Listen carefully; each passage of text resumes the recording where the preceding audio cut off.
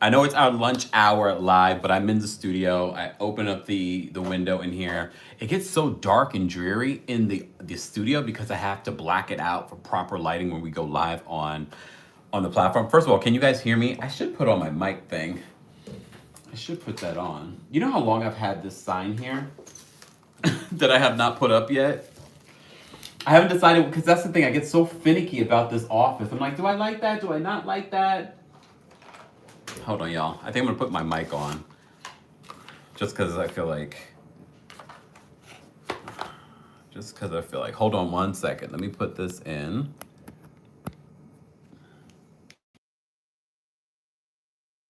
Testing, testing, 1, 2, 3. Can you guys hear me? Can you just let me know if you can hear me? Torians are very particular. Is that what it is, L Singleton? I bought that so long ago, and I was going to put it behind me, and I was like, I don't like that. When I got it, I'm like, I don't know if I like that, but I might put it on this wall. And for certain videos, I will shoot from that direction. But then I have to adjust things accordingly to do that. But I can do that. We'll see. We'll see. Hey, Tish. What's going on? Where's everyone watching from? Before we get into all of the information, let me know where you guys are watching from. In the office, it's giving the bedroom. Oh, okay, bedroom. That's because of the lighting. I actually opened up because I have things to block out the light because it's a whole process for those that want to understand lighting and production of what I do. I had to black out this room because I have big windows in here, but that amount of light, even with the shade that's in here, was not enough. I had to black out the room. But for our impromptu informal live, I opened it up. I'm in the studio just because it's easier for me to sit in the studio and whatnot. What's going on? Brooklyn's in the house. Kenya's in the house. Hey, Claire. I feel like I haven't seen you in forever. Birmingham, England. Charlotte is in the building. Ghana, what's going on? I want to go to Ghana. I got to figure out where I'm going next. San Francisco, Harlem, Strong Island. That's Long Island, right? Atlanta's in the building. Philly, Atlanta, Chicago, Florida, Baltimore, the Netherlands. Hey, Nadia. Phoenix, Chicago, LA, Long Island. Someone's working from Soho. I haven't been to Soho in a few months. I went to a store. I was looking for a store there, and I went. And I was like, I stayed there for like a hot second and left. Yes, it's Long Island. That's what I was saying. I was like, I couldn't remember. We haven't used that term Strong Island in a long time. It's probably like a term from when I was a kid. Barbados. Hey, Dominican Republic. I've never been. What's going on? Shout out to our King's Guards, guys. Don't forget to say hello and thank you to them. They hold us down in the live chat all the time. And they appreciate your gratitude and not you being mean to them. Right, mods? Mama Ellie, yes, if we can get timestamps, that'd be greatly appreciated. And they do our timestamps, so shout out to Mama Ellie. Please say thank you, replay crew, to Mama Ellie. Kim, you should go and tell us what Curtis is doing. Go to the Dominican Republic. Hey, Rahina. Go to the Dominican Republic and figure out what he's doing. Lord, I wish I cared enough. There's certain stories where people give me information. If I really wanted to reach out and do a digging, I could. And I'm just like, do I care enough? All right. So first of all, congratulations to Kandi. Kandi's, come on, congratulations. And to Todd. Todd and Kandi are producing Othello. I hope to see Othello, hopefully. I'm sure right now it's very popular. I know it's only there for a limited time. So I really would like to see it just because I saw an interview that Denzel did. He was like, he is a stage actor turned movie actor. And I was like, yes, come on now. Jake Gyllenhaal as well. So I think it would be iconic to see them. Kareen says the ticket prices, I know, but Broadway is not cheap generally. But I wonder if probably not because it's a new show. It's doing very well. Congratulations to them. I like to do a follow up to any story that we do. We did do a story on Kandi's restaurant that I wanted to give a follow up. Shout out to Tamara on Twitter. She actually tagged me in this about 4 days ago, and I just keep forgetting. We've covered so much stuff. And if you're new here, we don't just talk about Real Housewives. We talk about everything in pop culture. So I've been covering a lot of other stories, including YouTuber that was arrested for attempted. So if you missed that, be sure to check that out. We also talk about Tamar, which reminds me, I needed to pull up another video in regards to Tamar. Thank you so much, Buko, for the super chat. We appreciate your generosity. Thank you so much. Hold on, Buko. Thank you. Thank you. Thank you so much. We appreciate the support. Guys, you can also support just by liking today's video. Okay, let me just talk about this Kandi stuff. Okay, yesterday we went live and we talked about a couple of things in regards to Real Housewives of Atlanta and the ratings. We also talked about Bozema. I do want to talk a little bit more about that today, just a little bit.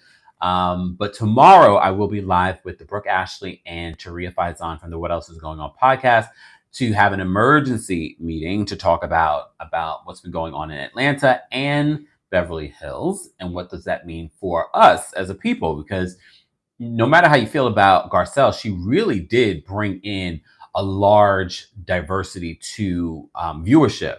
So the amount of people that are saying that they're not going to watch anymore is interesting. It's interesting. And she's getting a lot of love and support, probably more than she even really knew.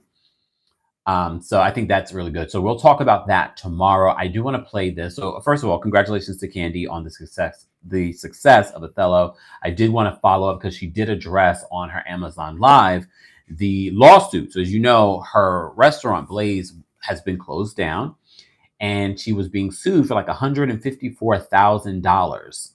So she did address this on her Amazon Live. So let me play this for you guys. Tell Kandi that sent you, told you to tell them hello. Natasha said they love my outfit. Thank you. Cherie Benton says exactly, Kandi. You don't need RHOA. It did what it was supposed to do, and I'm glad you moved on. To be honest, I support everything you do. Oh, thank you. That means so much to me. Okay, it means so much.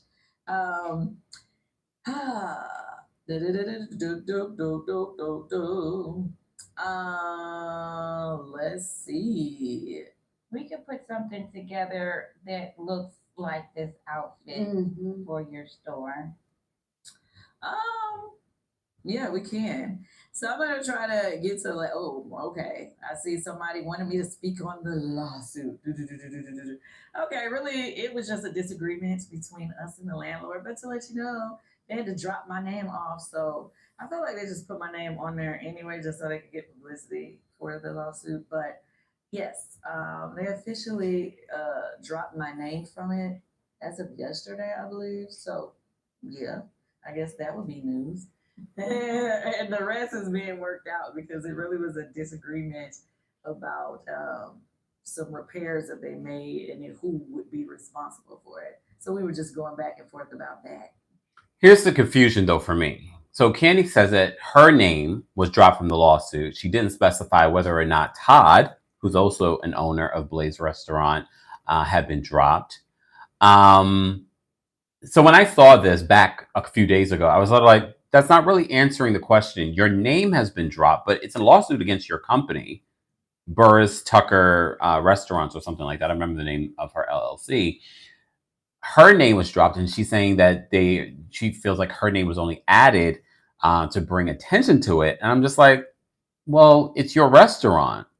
And yes, there can be confusion around if there were repairs made, what contractually are you obligated to do? But okay. Jackie says the lawsuit should be only against the company anyway. But the company's owned by her. So regardless of the incorrectness of how they filed it, it's still your company. It's still your responsibility. You are still being sued. It's not like it's some huge company that is multiple owners. You know what I mean? Like, let's talk about like if it was.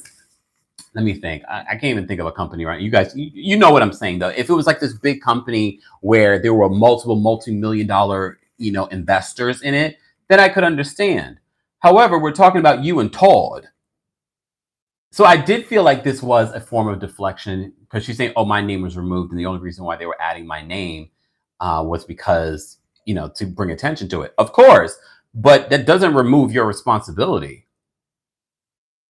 They officially dropped my name from it as of yesterday, I believe. So, yeah, I guess that would be news.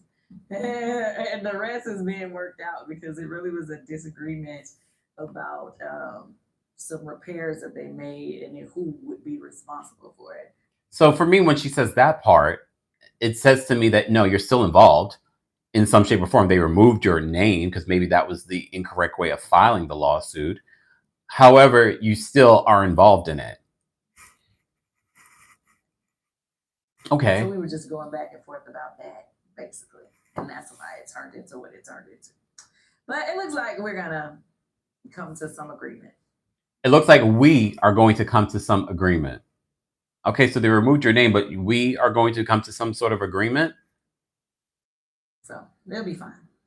Anyway, and my thing is too, the other thing that I wish she would have said in this live was an apology to the people that have been allegedly, I don't want to say allegedly, people have been trying to make reservations, or they made reservations and they show up to the space and Blaze has been closed. You guys came into the live chat and told me, Kempire, did you hear about Blaze or OLG being closed? And I was like, I haven't heard anything. And then all of a sudden it gained momentum. Then we looked, it said Blaze was still open. It said Blaze was still open, but the word on the street in Atlanta, it was not. Any update on OLG? Because I remember, let me look now. Hold on. Because I remember last time we checked, Old Lady Gang had been closed. Temporarily, though. It said temporarily closed. Let me see. Let me take a look. Old Lady Gang.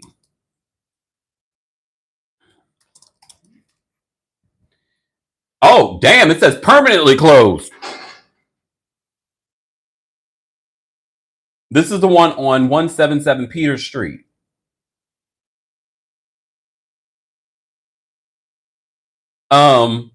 Remember the last time we checked, it said temporarily closed. Now, according to Google, it says Old Lady Gang Cuisine is permanently closed. According to Google. Can someone run past if you live in Atlanta and let us know?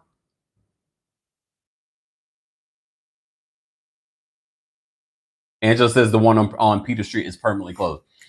Well, the last time we checked, it said temporarily closed. Where's the other location? This is the only location that's coming up. Well,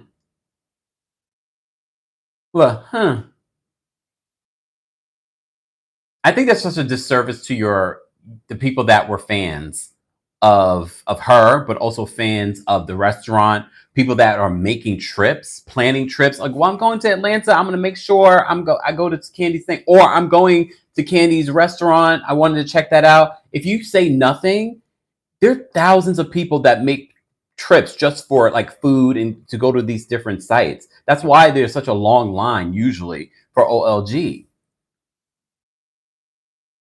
Is this a result of Keith Lee? Did Keith Lee put a nail in the coffin for OLG? You remember that. OLG Camp Creek is another location. Let's see if that's open. Let's see, and that's in East Point. It looks like it's open. That one is open, but that's not the one that's been on TV though. The one on in East, what is this called? The one in Camp Creek Marketplace, that's not the famous one though. Now, what new sound is unlocked, Judy? Which one? Right, this is not the one. This is the second location. Well, this one's open. The one in Camp Creek Marketplace is open. Thank you, Judy, for the super chat. T, should Google it. It was really popular when Keith Lee went because it was the amount of backlash that she received for it. Ashley says East Point in the house. That's my hometown. Oh, when you said, oh, damn, about this. Oh, I didn't expect. I was like, another live reaction. So, okay. So Old Lady Gang on Marketplace Boulevard is open, but that's not the one that we've seen on Real Housewives of Atlanta. Because based off the pictures, this is not that location. The other one on Peter Street. Peter Street is the one that we've seen. That was the first one. That went from temporarily closed to now permanently closed. Damn. Michael, we're not just relying on what the websites are saying. We're also relying on what the streets have been saying. We've got people from Atlanta that have been in our live chat saying that it's not open. It's not open. So, replay crew, those of you that are in Atlanta, please do us a favor and go drive by and report back. Report back. What happened, Miss Esquire? I missed it. What did Miss Esquire say? All right. Okay, we're gonna continue to follow the story. I definitely wanted to give you guys another follow-up. Okay. Michael says no. I'm saying the East Point is closed. Oh wait, the East one is closed too, because according to Google, they say that it's open till 8. Oh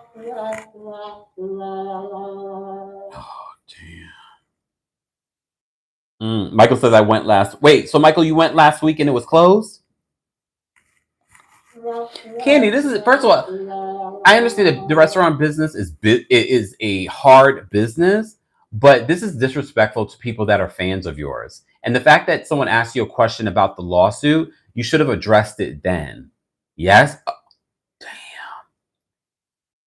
Well, if anyone's in East Point, you're watching the replay of this, can you report back? Maybe it opened this week. It's just bad for business. It's not a good look. Be direct with your answer. What's going on with the restaurants? Well, according to Google, it went from temporarily closed. This one is the one on Peter Street in Atlanta. This one, this OLG, is permanently closed. It went from temporarily closed to permanently closed. Damn. And she hasn't put out a statement, nothing. Yes, it's all... it's one thing to be like, you're celebrating Othello, you're doing all these things, you got a great stylist. Now, what about your restaurants? What about this? Hey, Arturo. What about these restaurants? Ms. Melmax says, I blame Todd. I mean, Todd needs to be pressed as well because he's also a business partner in all of this. Landa, thank you for adding that to my list. I do want to talk about Teressa Giudice because Teressa, I almost forgot. We'll move on for there. Talking about people owing people. Teressa, Lord have mercy. Tax problem. Why does she constantly have tax problems? How do you move from one broke husband that puts you in jail to another broke husband? And this is why I told you, pay attention to how these housewives move when they're put on pause. Now all of a sudden there's tax problems. You said you married yourself a millionaire. They're two Tauruses. So we like to live the luxurious life, but we don't like to be broke either.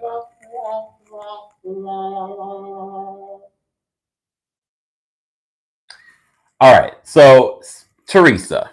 Let's talk about Teressa. Teressa Giudice and Louis Ruelas, I haven't said his name in so long, are several $1 million in debt. According to the records obtained by People, the Real Housewives of New Jersey star and her husband have been hit with over $3 million in tax liens, with Teressa owing $303,889.20. Ruelas owing nearly $2.6 million. Teressa, this is for you, girl.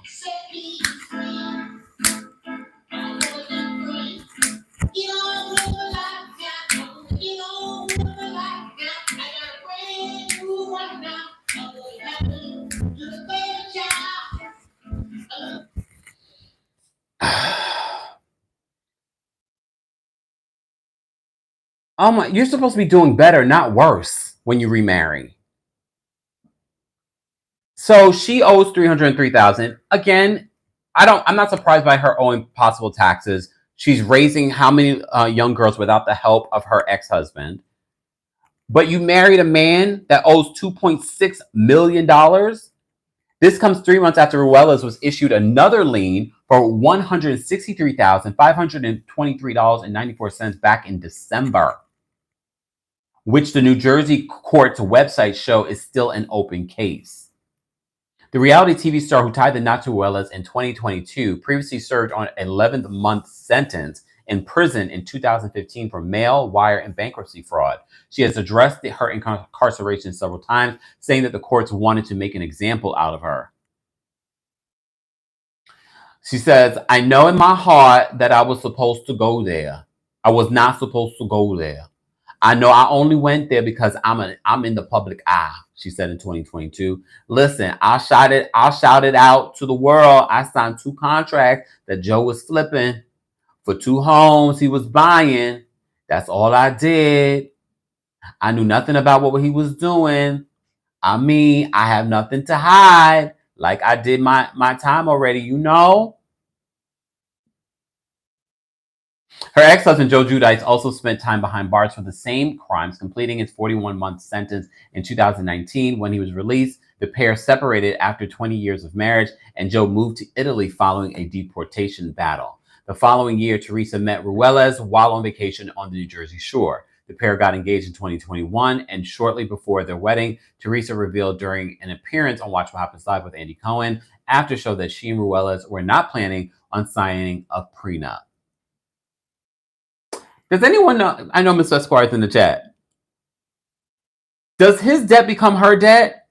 Or is it based off of when he acquired that $2.6 million debt? Ugh. So what does this mean? They both owe a lot of money and probably were living above their means. Mind you, Real Housewives of New Jersey is not filming. And even if it was, that's a lot of money that she owes. But I'm not worried about Teressa. But the part I'm worried about when it comes to Teressa is her being connected to this man. Mary Jane Baby says his debt is her debt. Hey, Miss Escar, what did you say happened? I saw people saying, I'm sorry for your loss. What happened? Miss Escar said, I'm not a tax attorney. We need a tax attorney ASAP. All I know, it doesn't look good, regardless. Because even if it doesn't become her debt, he's going to be stressed out at home because of the debt that now he's dealing with. And this goes back to, remember the rumors where he had bought her a car and everyone was saying he didn't buy it, she paid for it herself? Oh, I'm so sorry, Miss Escar. 2 more deaths in the family this week. 1 natural and oh, damn. I'm so sorry to hear that in 1 week. Lord. So thank you so much, guys, for bringing up the Teressa stuff, because I completely forgot. So this is where our lunch hour, we're able to talk about some of the things that we don't get a chance to talk about. So Teressa is facing more debt of her own and married to more debt. This is not what I want for Teressa at her big age. This is not what I want for her, but it is what it is. All right. Speaking of debt, Real Housewives of Atlanta's star, Kenya Moore, her ex-husband is being sued. Marc Daily is being sued. Okay, here's what In Touch Weekly is reporting. They said Real Housewives of Atlanta star Kenya Moore's ex-husband Marc Daily is facing serious legal issues, including eviction from his New York apartment. Damn, my gosh. You know what? Miss Esquire says, okay, hold on. This is from Miss Esquire. Let me play it one time. Hold on. This is for Miss Esquire. She's feeling down.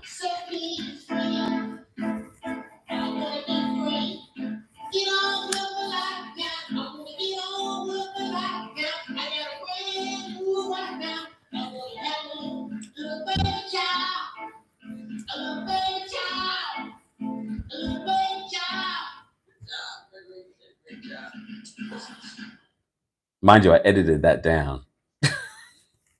All right, so back to this. So Real Housewives of Atlanta star Kenya Moore's ex-husband, Marc Daily, is facing serious legal issues, including eviction from his New York apartment. In Touch can exclusively report, according to the court documents obtained by In Touch, Marc was sued by the landlord of his Brooklyn apartment building in October 25th of 2024. The landlord claimed that Marc signed a lease extension in February 2024, and his lease was scheduled to end in June of 2025. Apartments in the building run from $3,424 for a studio to $6,484 for a two-bedroom. Marc was paying $4,920.82 per month in rent. The landlord said he failed to pay rent for August and September. They claimed that he owed a total of $9,341 at the time the lawsuit was filed. I was like, did I pay my wait, did I pay my bills this month? I was like, oh no, I did. So I don't know if you get like that, especially February, because it was such a short month. I was like, wait a minute. Okay. Marc was paying, as I said before, nearly $5,000 per month in rent. They claimed that he owed for August and September of last year. A judgment of possession was entered in the case on February 19, 2025.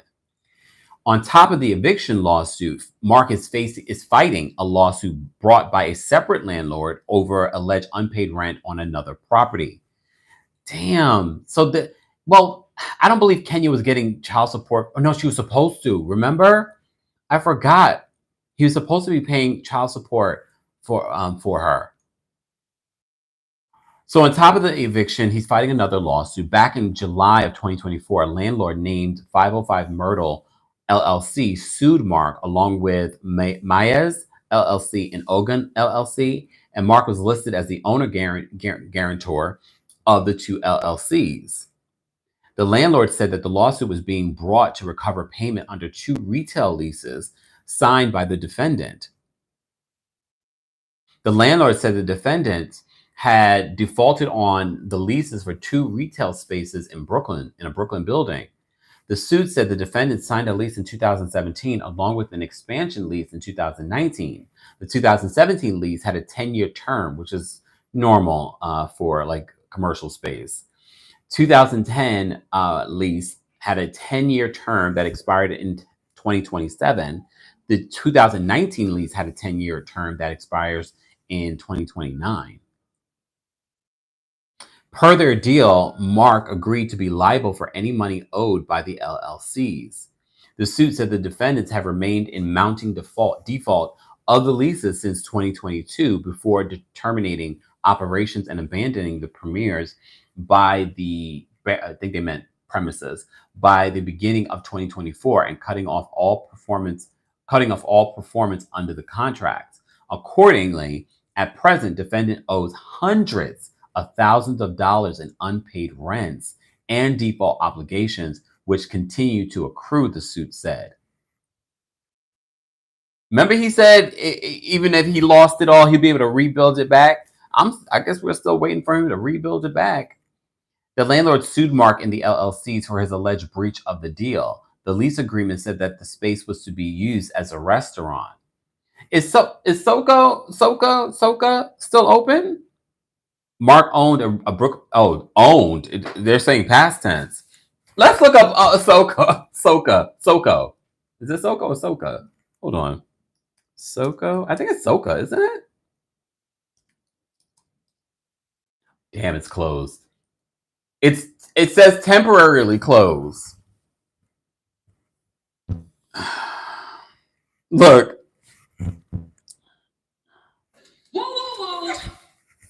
Damn, what's going on with these restaurants right now? This is just not a good time for him to be going through these lawsuits. Kenya just lost her good paying job on Real Housewives of Atlanta. Damn. So Soko is temporarily closed. You remember last time we looked at a restaurant that said temporarily closed. Now it says permanently closed. Okay. Marc owned a Brooklyn restaurant named Soko, which announced it was closing down. Oh, it just announced that it was closing down in December of 2024. So it's closed. The social media page announced the news, writing, "It is with a full heart that I announce the closure of Soko." It's been open, though, for 15 years. That is a success for a restaurant. After 15 years of serving our wonderful community. It's time for me to explore a new adventure in media. Oh, I forgot about this message. Remember, he's supposed to be doing a reality show.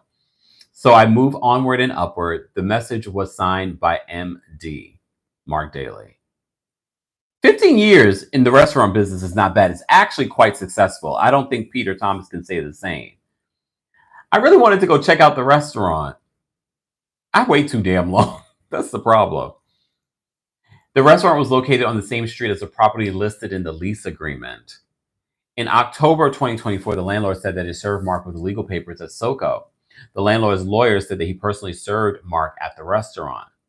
He said that he asked an employee from Marc who went to go get him from the kitchen. He was approximately 5 feet 5 inches, approximately 50 years of age. Damn, Marc is short. 5 feet 5 inches. Sorry. In a separate filing, the landlord demanded $210,115 on 2017's lease and $238,197 on the 2019 lease for a grand total of $448,313.55. He owes these folks nearly $500,000. $500,000. Where is he going to get this money from? What is he doing now? Okay, I have to look up this other article, because if he's not working and he owes all this amount of money, now all of it, look, we already know that Kenya is taking care of Brooklyn, both financially and spiritually and emotionally, everything. The lawyer explained in and after 2022, defendants fell into mounting arrears of their rent obligations to plaintiff, then abruptly abandoned the lease premises in early 2024 and cut off communications with the landlord. Around the same time, Marc and the LLCs filed a response and denied all allegations of wrongdoing. The defendants argued that the claims were barred by the statutes of limitations. In addition, they said, the landlord's lawsuit should be dismissed in whole or in part for failure to state a claim upon which relief may be granted. Marc and the defendants claimed that the landlord was able to relet one of the premieres after they vacated. Marc claimed that he had informed the landlord's agent in late 2023 of his plans to vacate. A hearing has been set for June in the matter. Kenya, as you know, married Marc in June of 2017 and shares a daughter named Brooklyn. The duo split in September 2019 and a bitter divorce battle erupted. And this is what they wrote back in June of last year in regards to the support that Marc is supposed to provide. So a judge signed off on the Real Housewives of Atlanta, Kenya Moore and her ex-husband Marc Daily's divorce that week. And according to the court documents obtained by In Touch, Kenya was awarded primary custody of their 5-year-old daughter, Brooklyn. The duo agreed to joint legal custody of their daughter, which will allow Marc to have a say in important life decisions. Kenya and Marc agreed to make custody exchanges in a public location. Marc agreed to pay his ex $2,000 per month in child support, despite her being the higher earner. In addition, he agreed to pay Kenya an additional $1,000 per month to fund a college savings account. Neither party will receive alimony or spousal support. So that's like $3,000 a month that he's supposed to be paying. That's how much his rent. Well, no, his rent is a little. I mean, it's a good portion of his rent. And now his restaurant's closed. Don't be surprised if we hear that they're going back to court to, because I wouldn't be surprised he's not paying her, despite this agreement. Respondent must provide proof, and a start date must date back to January of 2024, meaning his total contribution should be $12,000 for the year. It is hereby ordered that both parties shall encourage the minor child to develop close, nurturing relationships with the other party, and each shall refrain from conduct which does or may undermine a positive relationship between the minor child and the other party. The judge said that Kenya will have final decision-making authority to sign, monitor, and control any and all economic opportunities for the minor child, which we saw. They did a whole collaboration, her and Brooklyn, that book that they put out a few months ago. The mother's exclusive control over any and all economic opportunities for 24 months, then parties will be required to attend mediation for further determination of final decision-making authority. However, if parties cannot reach an agreement, they will be required to attend court. Kenya agreed to maintain healthcare insurance for Brooklyn, but they will split uninsured medical expenses. He can't afford it. Now he's being sued for nearly $500,000. Doesn't mean that he's going to have to pay that. We have to see what the final determination will be. But now he's facing a nearly $500,000 lawsuit. Marc Daily, if you guys are just joining us. Wow.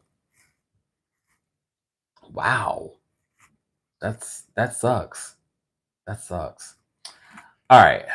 We're going to take a little bit of a break from Housewives News and talk about The Breakfast Club. As you know, we had a lunchtime live.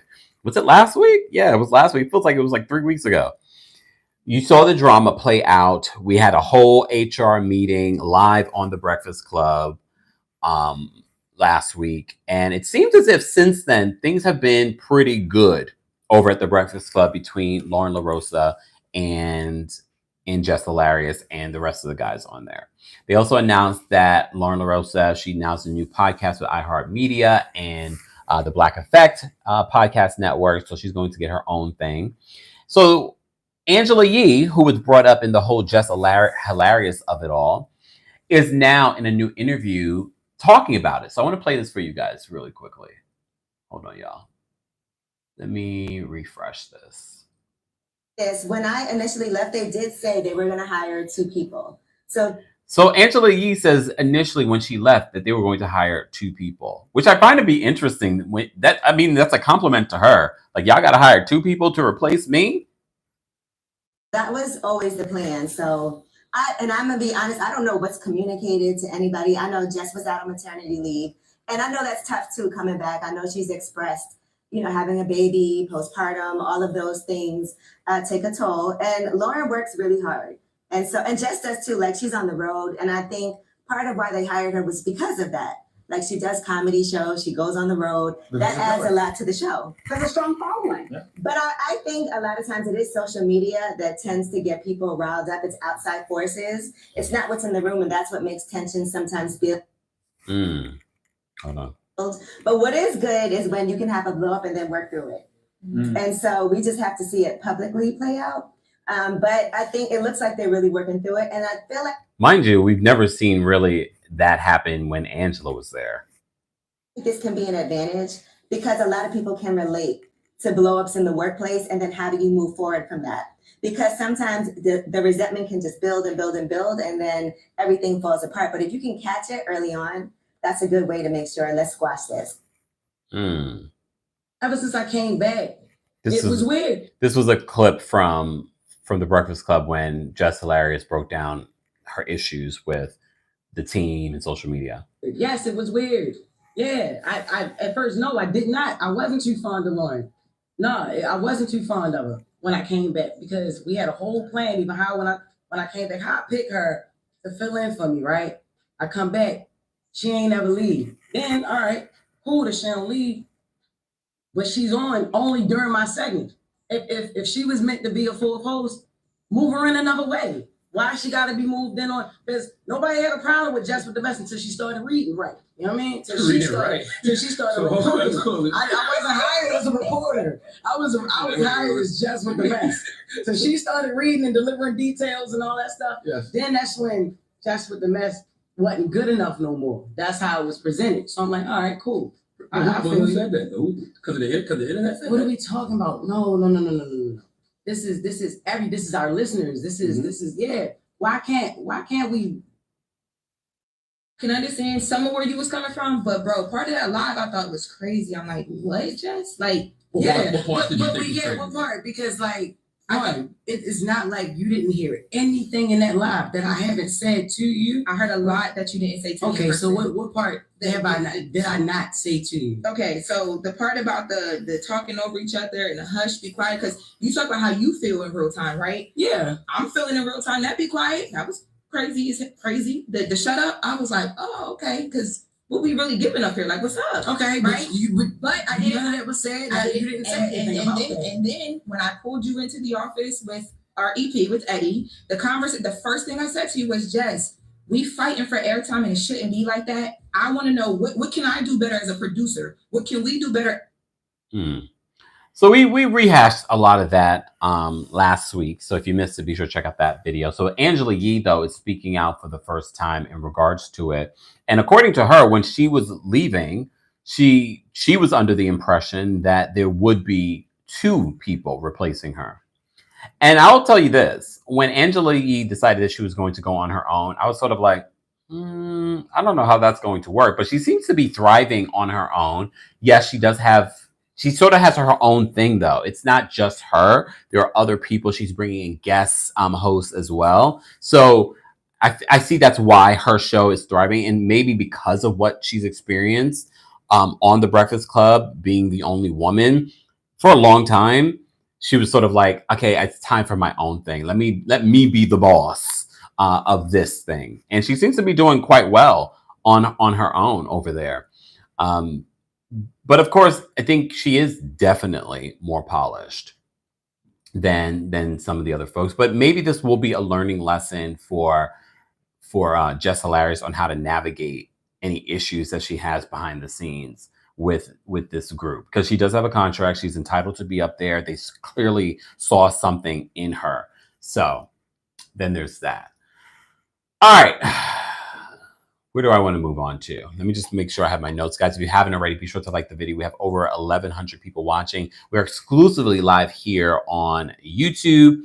Let me just make sure. All right, let me just bring up, because I did want to talk about Tamar. So we talked about Tamar blocking her sister, Toni Braxton. So she did address this on Sherry. So I do want to play what she said on Sherry. I actually want to play a good majority of the interview because I kind of want to react to some of the things that she said in this interview, because I'm like, Tamar, why is it always everyone else and not you? Why is it everyone else and not you? Hold on. I'm so glad to be here. I've been waiting to come to you. So Tamar and her mom have a cooking show. So they're on the promo tour for letting people know about it. So she's on Sherry Shepherd's show. I have opinions that I want to share with you guys exclusively. We've been waiting for you. We've been waiting for both of y'all for like a couple seasons now, and you're here. I want to say to you, Tamar, happy belated birthday to you. And I was going to ask you what you did for your birthday, but then I follow your social media, and I saw this picture that you posted right here. You captioned it 100. You said 100% fumbled. Okay, who fumbled you, girl? Girl, the people. Okay, the people. Is this your revenge body? Because, girl. Well, it's like, I call it my best body, right? Okay. Because I'm in the season of really truly loving myself. Yeah. And I just feel like if I pour into myself, then I got my manifestation ring on, honey. What's your manifestation ring? That my partner and that person that God has for me is going to come to me. Oh my gosh, I love that.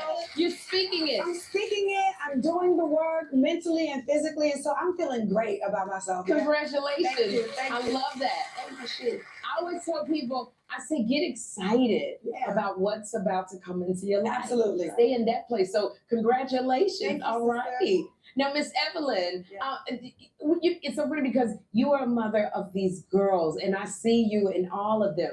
But what do you see in Tamar? Is there anything in Tamar that reminds you of you? Sure, the beauty. What you guys can't see from Miss Evelyn's face looks snatched. I don't know if she's gotten anything done, but her face looks snatched. I don't really love the wig.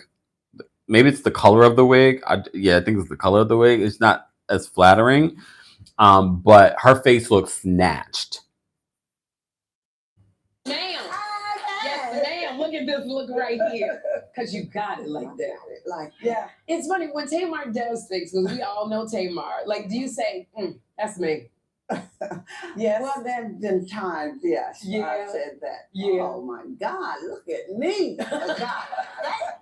Really, when she does something. It's so, this is so funny because when I came up there to say hi to y'all, I saw Logan. Yeah. I remember when you were pregnant with Logan. Yeah. I remember him as a baby. Now he is 11 years old. He's in the audience right now. Logan is hilarious. Hi, Logan. Hey, y'all, what's up? Like, Logan, you're 11, so you got a couple years before you're 13. Are you like excited about being a teenager? I mean, I also get to be out more.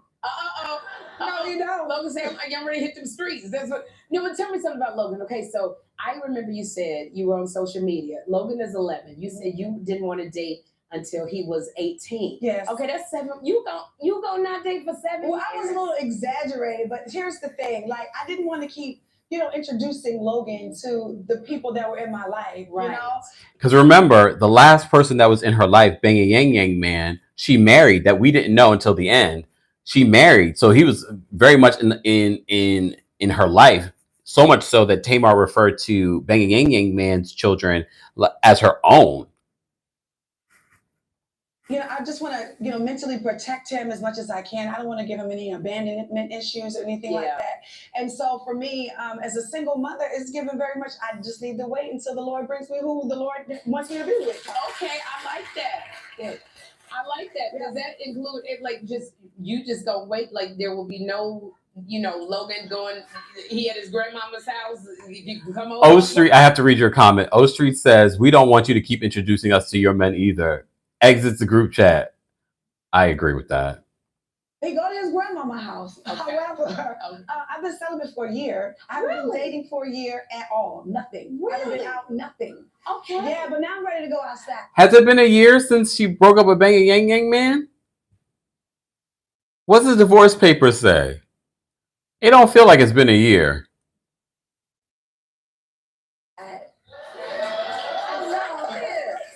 And now that I'm going outside, girl, I have to be prepped up and be prepped and ready. That's it. Yes. You were right on the right. That went right over Sherry's head when she said prepped up. Because remember, that came out the other day that she said she's on prep because now she's outside, she's dating. And as she should. I'm actually glad that Tamar talked about that, especially for Black women, because the numbers of HIV and AIDS with Black women are astonishing. So I was really glad that she talked about that. Yeah, that is so amazing. Yeah. So, Miss Evelyn, okay, I love where But again, you see, because it went over Sherry's head, that conversation on her platform of a lot of Black women that watch her went over her head. So we don't have that conversation and we completely miss it. The road that Tamar is on. And Tamar says she's been celibate for a year. Anybody keeping you warm at night? I have great pillows. Mind you, she's asking these questions in front of the 11-year-old that's sitting in the audience. You have great pillows? Is that what you say, Miss Evelyn? Great pillows. Okay, so then let me ask, is Tamar setting you up with anybody? Is she like got friends that she might know that might be in alignment with you? Well, she will mention it every now and then, but you don't let your left hand know what your right hand. Oh, Miss Evelyn, can you say got checked without getting shit, without saying you got checked? That's out of her business. Oh, I love this. And I like the way you did that too. I said, anybody keeping you warm at night? She just smiled. I was like, don't go there. Didn't lose that beautiful smile. I have to say, I just love the entire family. Like the Rex is just, oh my God. Just to see, I've been watching your show for, when it first started, and to see a family that looked like me, and you do everything, you fight, you get back together, you sing together, but in watching everybody on the show, my heart is with y'all. Like then Toni came. Toni has been on the show. Toni came and spilled on my tea like she did. She did. Toni was telling all your business. Everybody think Toni's the quiet one. No, she is the tea spiller. Oh my God! Don't tell her nothing. I have a Libra sister. If I want the rest of the family to know something, I tell her. If you don't want the rest of the family or your business to be spilled. So that when she said that about Toni, I was like, and Toni's a Libra, I was like, yeah, that's true. Well, that's what I want to say, because Toni, then you got to clear this up. Because on Instagram, Toni said that she wanted to leave you a birthday message, but you blocked your sister. And did. You blocked Toni? Yeah. Why you blocked her? I block all my sisters all the time. Really? Yeah. What? I want my numbers to get blocked. Okay. She said, you work on my nerves, you get blocked. So how many times are they blocking her? Because I know she's worked our nerves a few times. You know, one thing I love is your facial expressions, Tamar. It says more than the words you ever say. So did you unblock Toni? She's unblocked for now. Really? Yep. Toni's unblocked for now. What kind of things do your sisters do when you say, when they get on my nerves, I'll block them? I am the youngest, right? And so it's easy target me because I'm the youngest and people say I'm the most outspoken. But the oldest sisters are very... Funky says that my sister is blocked too, so I can't judge Tamar. No, I completely understand that. I definitely completely understand. But when you see the pattern of behavior with Tamar, it's just like, girl. So she says they target her. Her sisters target her. And I believe that they do. We've watched Braxton Family Values. Those sisters are not innocent. But Tamar is not innocent either. Very antagonistic. Yeah. You know? Okay. And so when they work on my nerves, they do too much or they gang up on, they get blocked. Okay. And Miss Evelyn, I want to ask you, you know what I love is you are the matriarch of the family. These girls can be arguing and going at it, and you will go, enough. Yes. And they completely, like, how do you do that? Well, it started when they were younger. Yeah. Yeah, they didn't like the backhand. Okay, all right, and that's how. And what does it feel like, Tamar, when she goes enough? Because I see you will be running your mouth, and she will go off, and you just stop. Because I'm scared. Yeah, girl. Really? Yeah, scared. But you grown. It don't matter, still scared. And I see it in your face. I want to congratulate y'all. I want to congratulate on the new season of the Braxtons. Y'all are back. So like I said, we love Toni and we love Tawanda and Trina and we love your dearly departed sister Tracy. Yeah. And so, you know, y'all coming back, you feel it's important. Why do you feel like it's important to come back? Well, number one. Here's the thing. Because some of you said that Sherri Shepherd's not a great interviewer. Sherri Shepherd should be, though, a good interviewer. You know why? Yes, she's trained as a comedian, but she was on The View for how many years? She's been doing this for a couple of years now. I'm telling you, even if you're not the best at something, you can get better by doing it over and over again. I can tell you, this is why I don't normally listen to it, but I wanted to talk about the Tamar of it all. It was one of Tracy's dying wishes. Okay. We were spending a lot of time with her during her final days. She told us that that's what she wanted us to do. Number one, she wanted us to get along and go back to the show. Yeah. Okay, now your sister said, Tracy said, I want you to get along. Yeah. Now, why are you still blocking your sisters? Because that's a part of being sisters. It's a part of being sisters. You know what I mean? You fall out, you come back, you fall out, you come back. But you sisters, like, you know, nobody else can mess with your sisters but your sisters. But your sisters, exactly. Yeah. And a family can act a fool. Okay. You know, and still have that love. Right. So although it's blocked, but the love is still going on. That's right. Yes. And this is why they say that Miss E is the problem when it comes to the sisters, the Braxton sisters. Sidebar, speaking of the new season of the Braxtons, they are currently filming, and they did film Tawanda's wedding. Now, Miss Evelyn, the show is coming back, so you know it's gonna be the drama coming in. How do you feel about the show coming back? Well, I'm excited because Tracy, this is a dream that Tracy wanted, you know. And when she was ill, she said, if I would be alive, I would do it, Mommy. Yes. And so because Tracy said those words, I'm happy about it. And you're happy about coming back? I'm happy about it. Oh. I believe that Tracy would have said that, but it's hard to believe some of the things that they're saying, especially when we see the narrative that they were trying to paint about Tracy's husband last season. No, yeah, Tawanda got married to her longtime partner that we've known for the last few years. If you watched the last season of the Braxtons, she got engaged there. Okay. Now, I'm not that happy that the world can see the good, the bad, and the ugly. Do you think that like Tamar shares too much when she's on the? Get in it. Girl, you be. I just think you should always reserve something for yourself. Okay. All right, reserve something for yourself. Always. Okay, so when I love this, and you ready to shut it down when it needs to be. You know, sometimes it's too much now. Okay. You don't have to tell people you went to the bathroom and what color. I mean, I agree. Oh my gosh. I hear you, Miss Quiet, for God's sake. Well, one thing I know that Miss Evelyn would not mind you talking about is are we getting any new music coming from you? Are we getting another album coming out? Like, it is coming? It is definitely coming. I just heard Dr. Phil over here tell me that it's coming out on April 11th. April 11th, your new album is coming out. April 11th. I love this. Yes. And you're going on tour with October London. Yes, my dear friends. I'm so excited. It starts April 17th. So right after the new music comes, you'll get a chance to come and see me in October, do our thing, and have a good time. Girl. Y'all the two R&B kings and queens, boy. Y'all, but this is all right. It's gonna be all right. Did we get anything from this interview? All right, we're gonna move on, guys. If you haven't already, we're almost at 500 likes. Let's get there. What was also on my list? Okay, let's talk about this whole Garcelle and Bozoma St. John and Andy Cohen talking about Garcelle leaving. So we talked a lot about this yesterday. We recapped it. Real Housewives of Beverly Hills.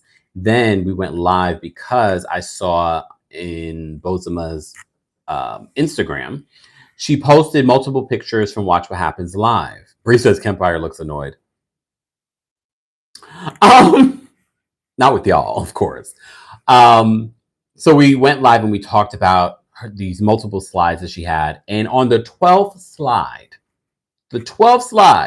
Bozoma posted a message to Garcelle. Jennifer, thank you so much for the super chats. Thank you for always providing us with light and fun energy. I listen to you every day. You are thank you so much, Jennifer. I appreciate the support. Thank you, thank you, thank you. So we talked about that yesterday. So if you missed it, we went through all of that. We even went through the comments because Bozoma, I think the reason why she even posted that message and that slideshow was because she was already receiving a lot of backlash from her Watch What Happens Live appearance. I didn't want to rewatch it because I was just so disgusted with the way that Erica Jane acted. And I also don't want us to not hold Erica Jane accountable for the black scent that she had, about the won't he do it of it all on Watch What Happens Live, and her constant targeting of Garcelle, which felt so unwarranted. Because it's sort of like, what's your issue with me? Like, did I do something? Did I say something to trigger you? So then there was that. But Bozoma was being dragged in her own comment section. And we went through all of them. Well, not all of them. We went through a good majority of some of the comments where people were just like, after Watch What Happens Live, I'm done with you. Okay. Breon says, I watched Wego's podcast and she really opened my eyes to how calculated Erica and Boz were on Watch What Happens Live. Yeah, it was mean girl behavior. But we're used to that when it comes to Real Housewives of Beverly Hills. That's part of the reason why we thought with Lisa Rinna leaving that would change and we would have a fun, lighter season. And we have. Lisa Rinna was definitely a dark cloud. Lisa Rinna decided to post on her Instagram story, Fox Force flunkies. She didn't put the flunkies part. Forever. Girl, no one cares about you. We don't want to see you back on Real Housewives of Beverly Hills. And I promise you, if she does return next season, I already know what I won't be watching. I already know what I'm still on the fence on whether I'll be watching this next season, depending on the direction that this goes. But Boz responded. She did also respond to some comments in the comment section, but it was like your typical corporate America response. Is the same response that I've seen her say in interviews. What I appreciated in the comment section was the fact that people weren't just dragging her to drag her. They were actually writing well thought out comments about what they observed on Watch What Happens Live. And Miss Esquire, I saw your TikTok this morning. Miss Esquire says, I only started watching Beverly Hills seriously when Garcelle joined. I've seen that comment so many times. So many times since we talked about this. But there's been an overwhelming support of Garcelle. And for those that have watched Garcelle's 5 years on Real Housewives of Beverly Hills, we know what she's gone through, and what she's, even though she's a fan favorite, we still know that the racist followers that have been waiting to drag Garcelle have been out there, and they want to mirror it by saying she has no storyline, when what they really want to call her is probably the N-word. Come on. I see right through that. Like, if you've lived with microaggressions as a person of color or Black person, we know what it is, what we see on social media.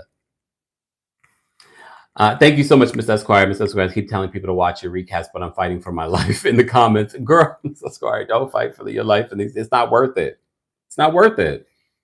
I ignore it. Because it's far more, if you really looked at the numbers of the percentage of people that are, even if they don't agree with you, have good intentions in sharing their thoughts. Because you all know at the beginning of the season, I'm like, I want to like both, but I'm seeing some things. Because I already know Bose is going to have a tough time being a Black woman in this white space and bringing in the Bravo universe. But I can't support you when I'm hearing from other Black women that you are not an ally.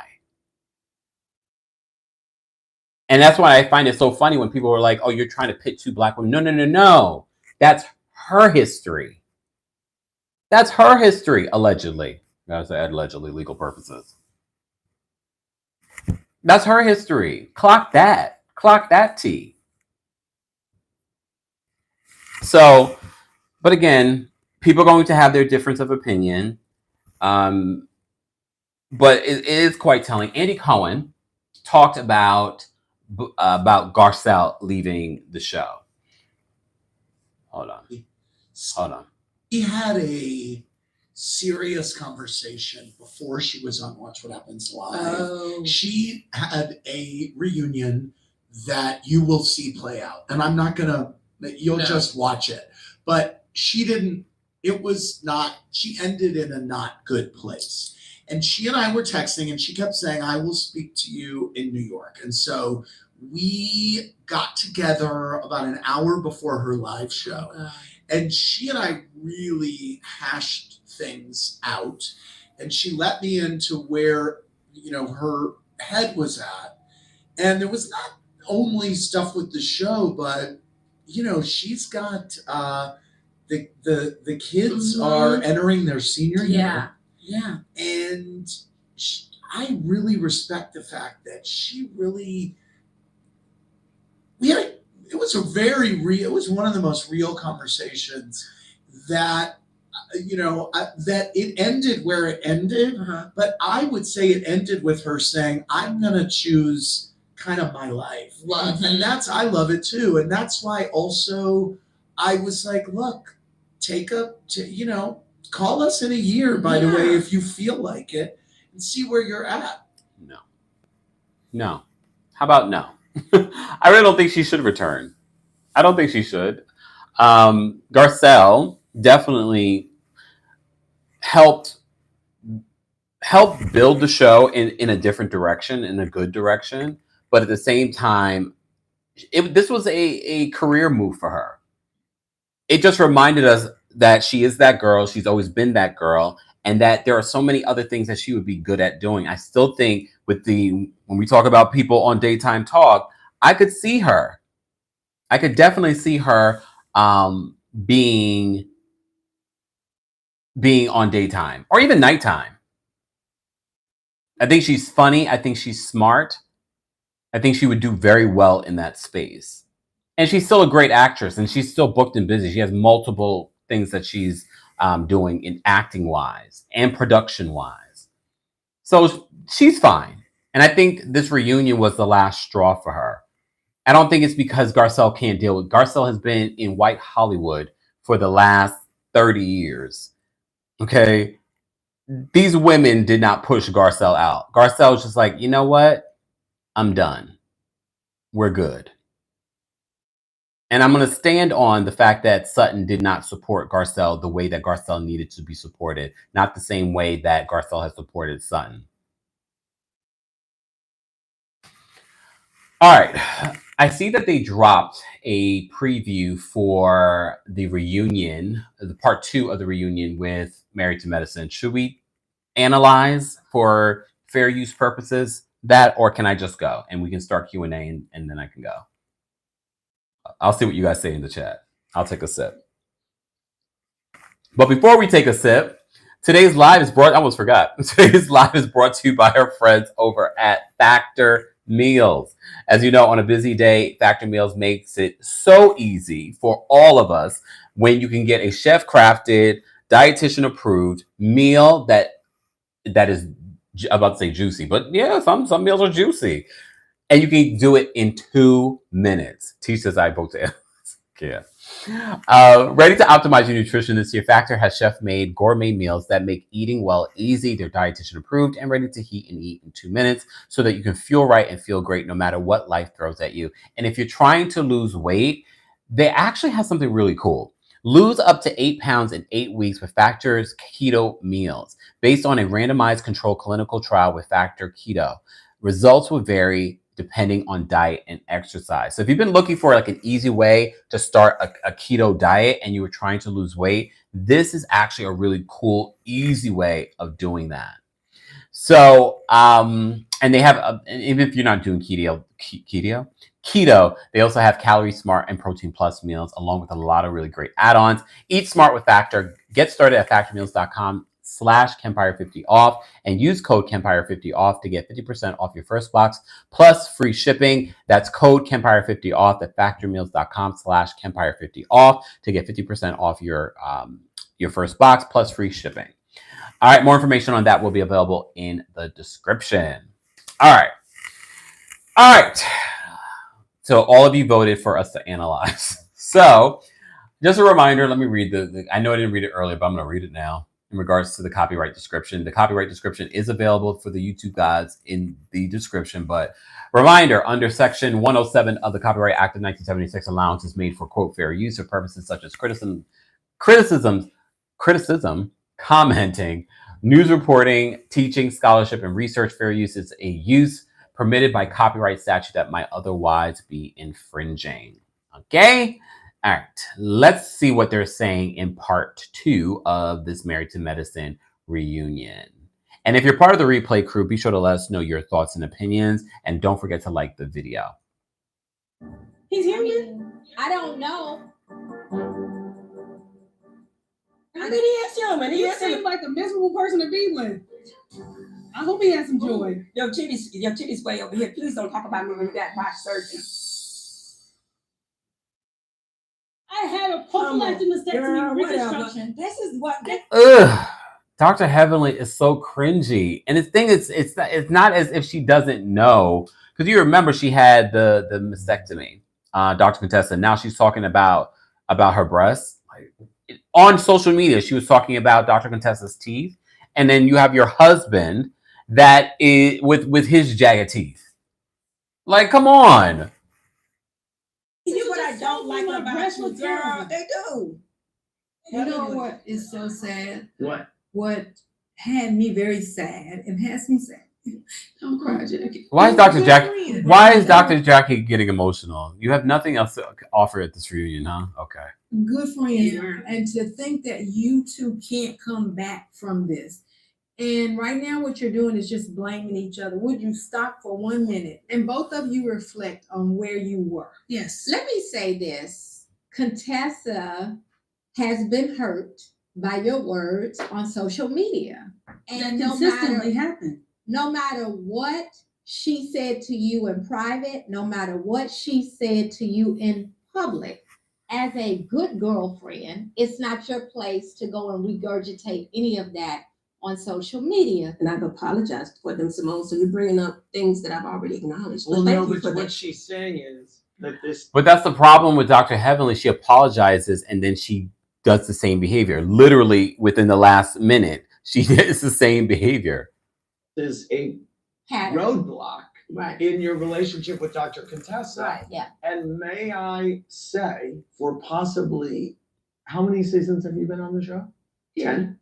10? Yes, 10. Possibly the 10th reunion that we are talking about. Same thing. Not the 10th reunion. Social media. Andy, would you like me to stop my social media? It sounds like the women would like it. You. So she's redirecting it to Andy because it brings attention to the show. It brings attention to the network. But he's saying that it looks like the women would like her to stop. I think I don't care because you're not talking about me. But if you start talking to me, I would probably don't talk prefer. about you, baby. So Thank we you. good then. Thank you. All right. Okay. What I would love to say is I thought that you and I had a true, authentic relationship. And we did. But then to hear some of the things that you say about me, it questions for me whether it was ever real. Well, I've already apologized for that. I know. The only person that Dr. Heavenly is loyal to is Dr. Damon Daddy. He's the only person that she won't dog out on social media. The only person that she won't dog out on the reality show. And I don't want her to, but that's the only person that and maybe Dr. Jackie. I'm not even finished talking. This is the problem I have with saying you. that people tell you stuff, but you can't even listen. I'm trying to figure out who's real, and I think this is who's real. I can try. And I receive it. But you look beautiful today. Thank you. You do too. All right. And so do my breast. That's right. Moving on. All right. Well, then let's. So they don't even resolve anything in this conversation. That conversation on a compliment. Sweet Tea and Dr. G made plans to have a baby. They were also navigating the full-blown adults in their social circle. Just for Miss Esquire. Hold on.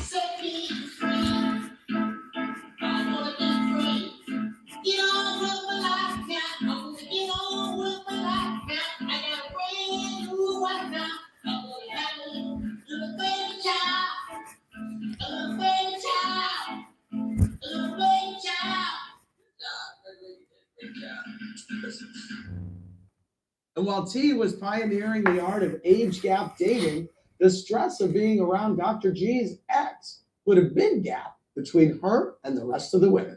Watch. A lot of women are sliding in my DMs asking, like, does Gregory have any friends? Does Gregory have any friends? I want to normalize age gap Gregory doesn't have any friends. dating. The ladies are here. Hello. How you doing? How you doing? Who invited you?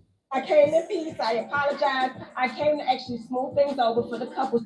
I think it's also so funny that Heavenly talks about anybody's anything. And sometimes when she's on her YouTube channel and even in this scene, I'm like, girl, the way that your wigs are not wigging, I'm just like, you don't have to talk about anybody.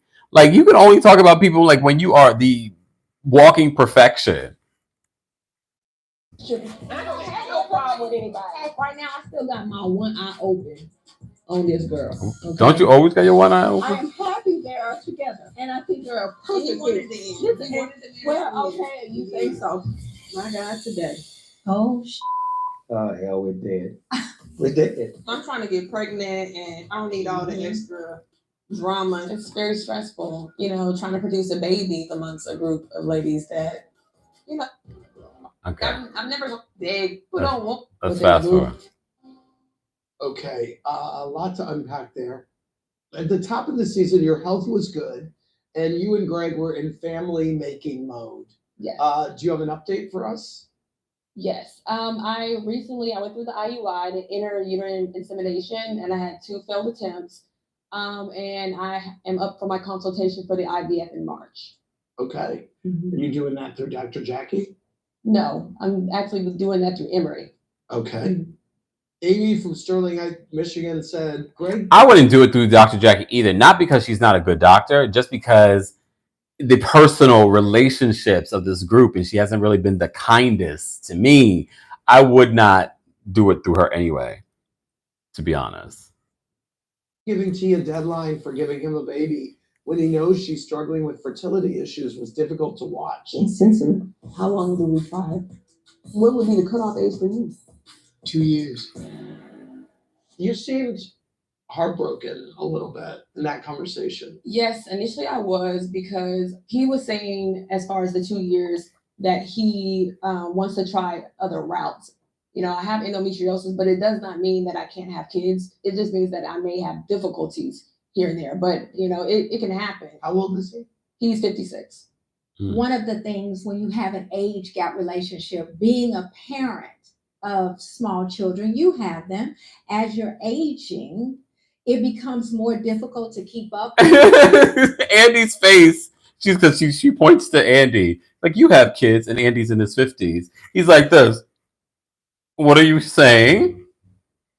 The children running around, it becomes Andy's face. He's like, it's true though. Andy is pretty old to be having young children. He's damn near 60. To help them do their homework. Wait, I think you're insulting Andy. Are you okay? What I'm saying is, as he's aging, I could understand him not wanting to be at a high school graduation at 80. That's all I'm saying. I understand that. That's all I'm saying. Okay. We got a lot of viewer comments about your sweet and savory dating event. Chris from Hoover, Alabama said, T, what are the 3 essentials to landing yourself a rich older man? Why can't we have a man that love on us and that support us and protect us and provide for us? We deserve that. Well, I agree with her. You seem surprised. I do think that a man should do all that he can to provide for his woman. Yeah, and he should make her feel comfortable, and he should hear her when she speaks. He should not shun her. I don't think that it's fair or right to dismiss someone when they're only trying to get through to you. I don't like that. And that is a direct hit at the way that Dr. Gregory has been speaking to Sweet Tea on camera this season. Are you talking about Dr. Greg? I am. Oh! You so worried about Gregory. Worried about Gregory? Are you serious? I don't think she is. Andy says, I don't think she is. Really nothing. Did you have my scraps?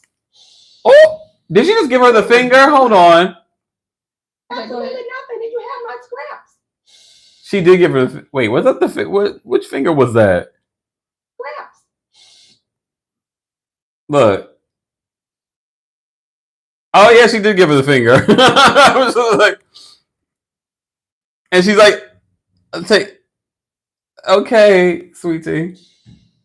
Oh my God. That is the maturity of Sweet Tea, though. It's like, is that what we're doing right now? Like the scratch that you keep talking about, boo. And that I let you have. Oh! That you had to call in. She says, I let you have. To a DM and lie to him and say that you can give him a baby and you have not made good on that. Girl, please. They all cringed. Dr. Simone and Andy cringed when Quad said that. I just wish they would stay away from that because there are a lot of women that watch this that struggle with infertility. So these comments do not land. Into a DM and lie. Oh my God. But the scratch that you keep talking about, boo. And that I let you have. That you had to call into a DM and lie to him and say that you can give him a baby and you have not made good on that. Girl, please. The way Quad looks at her with the venom is like venom. Are you guys excited about part 2 of the Married to Medicine reunion? You know, we recap it on Mondays at 4 p.m. Eastern. Sapp says, is it a lie? Yeah, there are plenty of truths that we don't say just out of respect, especially when you're on a national platform with millions of people that watch. Just saying. Mr. Malamagic says, yes, very excited. Mr. Square says, not after hearing that. Damn. All right, Q&A. Guys, what thoughts, questions on some of the topics we talked about a lot today, from Tamar unblocking her sister, from Angela Yee responding to the Breakfast Club drama, Andy Cohen talking about Garcelle's departure, Marc Daily, Kenya Moore's ex-husband being sued, Teressa and her husband are in financial crisis right now, owing millions of dollars to the government. We talked about a lot. We covered a lot in this lunch hour. Let's do some Q&A real quickly. I'm going to get off here by 3 o'clock. Yes, Jessica, rewind time. If you're just joining us and you missed it, rewind the clock. I will be posting the timestamps. Thank you to Mama Allie. She's keeping the timestamps. Yes, Teresa again. Regina says, Kempire, one more set me free, maybe at the end. For your question, just please put a Q before it so I can see that that is a question. Lieb says, some women are mean-natured and nasty people. It doesn't matter where you put them. and that's Heavenly and Quad. Quad likes to poke fun, but God will always show you. Ooh. Okay. Is his restaurant still open in Brooklyn regarding Marc Daily? We talked about that as well. It's not. We actually looked it up, but he also confirmed on social media that it closed back in December. He owes like almost $500,000. Well, he's being sued for $500,000. Ashley says, okay, wait. Deborah says first. M2M is married to medicine. Deborah says, why does Quad care if she's over him? Just why? My ex can be with and procreate. Hold on. We started today, finale day, with Garcelle's announcement that she was departing from the show. Thoughts on that announcement? Hold on, y'all. Ladies. Okay, there we go. Because I don't understand why this is not. It's like frozen. All right. Why does? Well, I can't answer that. That's a question for Quad. Ashley says, "What do you think? What do you think the fix or remedy for Married to Medicine is? A shift in cast." Miss Esquire says, "Do you think Sutton will stay on Real Housewives of Beverly Hills?" Based on what I've heard, she will, but she's going to have a tough season, and there's no word on them adding anyone new. And I don't think Jennifer Tilly can really be that person. We saw that in this season finale. Archon says, so is tomorrow's live like Housewives marathon? I don't know what that means. Have you watched The Residence on Netflix? I haven't, Seven. I do want to watch it. That's because that's Shonda Rhimes. I love Shonda Rhimes. Just because The Residence is so good. Do you think Quad will stay with King? I mean, if it means securing her spot on the show, she will. That's what Quad is focused on. Will you ever do a daily live for a month? I would love to. It's just sometimes difficult. Marigold says, question, if RHOA ratings keep declining, do you think they will bring back the same cast or will they put it on pause like Jersey? I don't know if they'll put it on pause. They might make more changes to the cast. Do you think Greg is forcing Sweet Tea to stay on the show? I think he wants to be on the show too, quiet as it's kept. Mr. Melon Magic says, not a shady question, but do you think you could film with an ex like Gregory? I couldn't. I wouldn't even do it. I wouldn't do reality television. Ms. Brooklyn says, do you think Garcelle told Andy the whole story on leaving? And do you think he will talk behind the scenes on it? Microaggressions, etc. I do think that Garcelle was very transparent with Andy. He's not going to share everything. And he definitely wouldn't share something like that publicly because that's a legal liability for them. Claire says, do you think it's smarter for Sutton to quit RHOBH or stay on the show? I think she should quit, to be honest, because she really is not going to have any support. O Street says, do you think they should shake up Beverly Hills, add some Persian, Indians, and Chinese? I definitely think, not necessarily a full reboot, but they could definitely make some shifts in the cast. Because there are a lot of people on that show that bring nothing. Dorit. What are your personal thoughts on Sweet Tea in reference to the current age range? Between her and her husband, if she likes it, I love it for her. That's a big age difference, but she seems to be fine with it.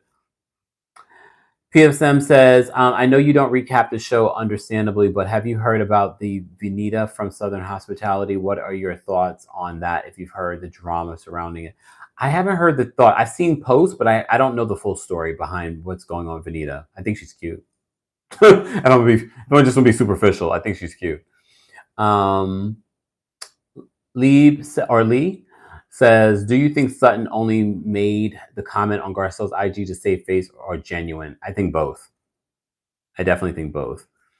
Ashley, do you think Dr. Damon will come at the rest of the men like he came at Dr. G since Toya and Simon verified rumors of cheating? Simone? Maybe. But maybe not till next season. We'll see. Angel says, do you plan on seeing Othello and giving us a recap? I would like to. I do want to go see Othello. I think that's like a very moment in time thing. Very much like when Whoopi returned to Broadway for her one-woman show. I got to see her then. Tamia says, not related. How are you feeling? What's currently sparking joy in your life? Oh, thank you, Tamia. Longer days of sunlight. That really is sparking joy. Because sometimes when I go out to my living room and I see the sun setting at like 7, 8 o'clock, it gives me a really great feeling. V says, do you think if Sweet Tea leaves, they will go back to trying to get rid of Quad. V, we know how these women, maybe not directly this season, especially with the fan backlash. I don't see them doing that. They're very aware of that. Yomira, thank you so much for the super sticker. All right. If I missed your question, please post it again. Destiny says, have you spoken about Alexia and I saw that story. Wait, I gotta read something. Something's going on my computer right now. I did see that story. I don't know what is my computer frozen? What's going on? I don't know what's going on, but my computer. Well, that's just. I did see. So what I do know in regards to. All right, I missed a lot of your questions. In regards to Alexia from Real Housewives of Miami, Word on the Street, we're not going to get that until June, so we'll probably get a trailer soon. I saw that Alexia and now her ex-husband finalized their divorce like last week or like 10 days ago. So just when we thought they were trying to work things out, apparently not. So she finalized her divorce from Todd. You're live with Taria and Brooke Ashley tomorrow, correct? Yes. Thank you for the reminder. I will be live tomorrow at 1 p.m. Eastern with Taria and Brooke talking about Beverly Hills and talking about Real Housewives of Atlanta. It's an emergency meeting, so they both were very gracious enough to come and do this last minute tomorrow, so stay tuned for that. Oh, thank you so much, Tamia. Tamia says, you deserve all the sunlight. You make the day at work go by so quickly. Hope you're buttered up and glowing all summer. I love that. Speaking of butter, if you want a 10% discount, the discount is available in the description for those that want to know my skincare routine and some of the products that I'm using, and you get your 10% off. I really do. Today's skincare is brought to you by butter. Okay. All that information is available in the description. Okay, I missed a couple of questions. Do I plan on traveling this summer? I would love to. Bali and Thailand is on my list too. I don't have any booked flights yet, which is not normal for me, but I've been trying to take care of some business. What's your favorite food? West Indian? Well, Jamaican food. Let me be specific. Miss So Random says, no question, just a comment. Love the piece behind you. Thank you for keeping us entertained. This community is the best. Thank you so much. You see it? It's moving. Is Mark West Indian? I believe he is. I don't remember where he's from. But I know Soko was West Indian food, right? Wasn't like a mix of West Indian and something else? Ashley, I did watch the latest episode of The White Lotus. I'm going to actually watch it again and record for our who's a part of our Apple Podcast subscription, Club Kempire. He's Trini, right? That's what I thought. He's Trini. If you're a part of that, I'm going to drop that episode tonight because I'm going to spend the next hour rewatching episode 6 of The White Lotus, and then I'm going to talk about it on our Club Kempire. For those that have been wanting to try it out without paying yet, there's a free 3-day trial available. The link is also available in the description as well. I'm excited to talk about it. Okay, wait. Oh, now it's working. So what happened? I don't know what happened, y'all. Yeah. Now my computer's working. I don't know what's going on. Kempire, were you born in Jamaica? No, I was born here. Arjun says, would you consider doing a live for the White Lotus season overall? Maybe. Maybe not. Have you been to Antigua? No, I have not. Kempire was born in the U.S. Thanks, Fox. Episode 6 was disturbing. Yeah. So if you missed it, I've already talked about the first 5 episodes on the Club Kempire Apple subscription. So the Discord doesn't work for Club Kempire Jamaki. Really? What does it say, Jamaki? Does it say that the link expired? Did you see that Tubaba's new fiance is pregnant? I didn't know she was I've been so out of the loop with that. Like, I'm not out of the loop. I just haven't reported on it. That's crazy. But people try to warn Annie. People try to warn her. Season 4 of Young, Famous, and African loading. Thailand is amazing. I had so much. I bet. What kind of reality show would you like to see on TV next? I'd love to see one about Black lawyers. Oh, that would be interesting because drama. I probably want another reality competition show where it's not, because I think it's easier to produce competition shows versus people's personal lives, because people are so, I get it. You don't want to share your personal stuff, but if you're going to do something like that, you got to share. So I really want to see a new season of Celebrity Big Brother. Please and thank you. Yes, everyone's talking about Traders and what's going on with Traders for season 4. Who was at my London show? I dropped some tea about that. Did you watch Physical 100? No, I didn't. Kemp, have you ever seen Temptation Island? I haven't. I've heard of it, but I haven't seen it.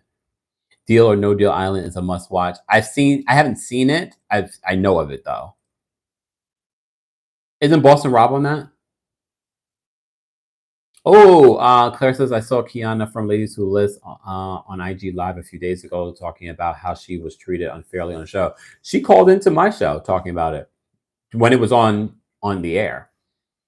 They tried to show Black attorneys on WeTV many years ago. It didn't last. Live recap of A White Lotus season 3 on YouTube when it wraps. We'll see. No promises. I'm doing my recaps for our club Kempire Baddies. $4.99 a month. Just like, have you watched Extracted? No, I haven't. I just watched Severance though.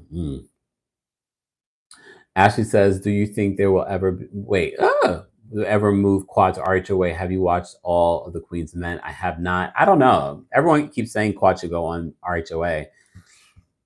And do what? She's not a housewife. Yeah, she's not married to medicine anymore. But again, we're gonna watch her clean her wigs over there. I don't watch Yellow Jackets, but I hear it's great. Maybe soon. Oh, me and More, you should watch Traders. It's worth it. It's worth it. CM says that Quad wouldn't do well on RHOA. I just saw a Quad and Portia at Yanni's birthday party. No king in sight. Maybe it was a girls' night. Have you heard about the Family Empire on OWN? I started watching that. Not that I wasn't into it. Maybe it's the way that Carlos produces shows. It's kind of hard for me to keep my attention. I don't know. I think a lot of people want Family Karma to return. I just don't know why they were put on pause. Such a good show. And the ratings were not bad. Veronique says, where the heck do you get energy to do this? I have no idea. Whenever they decide to bring in Just Like That, will you review for us YouTube baddies? Well, we normally do. So I probably would keep it. I will keep And Just Like That. And Just Like That recaps on YouTube for now. I don't know why they haven't brought back Celebrity Big Brother. Oh, Mo says it was a couples night. It was a game night, unless King was not taking photos. Contract expired? I don't know.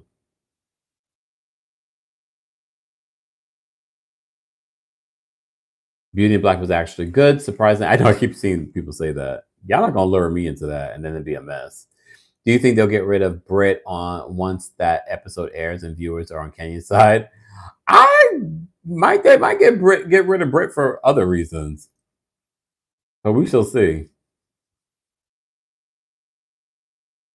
I want Martha's Vineyard back. I need to sit up. All right, a couple more questions, guys, and then I gotta go. So as you see, I have work to do. I like The Floor. It's a great game show. Candy Bother says Beauty in the Black is just so low budget. It's Tyler, so not shocked. I only saw one scene with what's her face from All My Children, and she was slapping the woman in the hallway. I was like, what am I watching right now? When are you coming to Kenya on vacation? I would love to come to Kenya on vacation. Do you think they'll bring Summer House Martha's Vineyard back? I always get that question. I hope so. It shouldn't be that expensive to produce a show, but they definitely need to shift the cast. Have you been following the messiness with Jackie Christie? No. Why did Jackie Christie just recently follow me, though? I think the timeliness of that was interesting. Did she think that I was going to start talking about it, and that's why she followed? Sometimes these people follow me to think that I won't talk about them. MT says, do you feel the age of the Housewives show is over? It's too dark. I don't think it's over. It's definitely on the decline. Teacher says, I adore you because you are real. Ooh, you're real and hold on. And you stay in the lanes that concern your interests. Amen. Thank you for that. Is she getting divorced? Is this wasn't she on? Didn't she show up for his game or something like that? Jackie Christie? That was her trying to go against? I mean, the fact that they do a wedding every year, that always says to me, thou not protest too much. Ms. Miller Match says Beauty and the Black is not a great show. But there it is entertaining. What do you think about Bravo should do to bring in something new? I'm not putting stuff out there. They watch. Next minute, they're not paying me. They take the idea and they don't pay me for it. They need to go back. Young women with small kids who are unknowns. Money laundering and stealing from her husband. What? Is that what they're accusing Jackie Christie of? Money laundering and stealing from her husband? I think it's hard to get away from influencers because influencers are everywhere. Even some of your favorite celebrities are now influencers. I never watched Amazing Race. There's a rumor that Taylor from Big Brother is supposed to be on it this season. I agree, Lee. I'm not sharing all my ideas. Bose is literally the other. Who watched The Other Black Girl on Hulu? When I worked in corporate America, it was known she was all style, no substance, and wanted to be the only black one. See, there goes another person saying the same thing about Bose. We've had quite a few people that have allegedly, I'll say, worked with Bose in corporate America and have said the same thing about her. Rahina says, Kempire, I woke up this morning and was so mad about Bose and Garcelle's situation, but I remember you saying we don't know these people and I should go off. Yeah, The Other Black Girl was good. I haven't decided, Queen, if I'm going to recap Love Hotel. I'm going to give it a watch and decide afterwards. I think it's going to come on when we have a lull in other recaps. So depending on my schedule, we'll see. Because as for those that are new here, I don't just talk about Housewives. I talk about everything in pop culture. I would be amazing on the Amazing. I would be amazing on The Amazing Race. It's physical, but also mind challenging, and it's traveling around the world. Oh, maybe I would like Amazing. You know, I've never watched it. It's been on for years. I never thought about that. I might like that. Should I? If Taylor's on this new season, I'll watch it. If Taylor's definitely on this new season, I'll watch it. Older Housewives is what made people watch Real Housewives, and now people are over it. Ms. Barker says I should take a gander at it. Where should I start? What season? Marigold says she thinks it would be cringe to watch Giselle dating. Oh, it's your husband's birthday. Tanya says, hello everyone catching this. Happy birthday to my husband and Papa. Yes, they have the same birthday. Aries men. Really? Kim, what are your thoughts? Happy birthday to them. What are your thoughts on Marvin Sapp's controversy? I just saw that Layla posted a video about it. I didn't look it up. I didn't see what was going on. What do you do now, Marvin? Didn't he just come out with a new R&B album? Oh, hold on.